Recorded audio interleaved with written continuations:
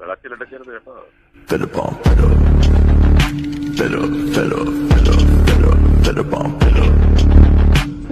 ശരി തിരുമനസ്സേ. അമ്പോ ഇവൻ പൊളി. ഇവന് പറ്റിയൊരു ബീജം ഇടണം.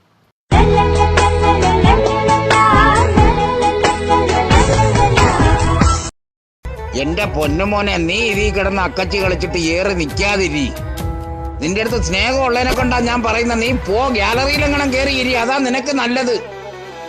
നീ കൊല്ലം ജബ്ബാറിനെ മെച്ചം വെച്ച് പഠിപ്പിക്കാൻ വരില്ലേ? പോ.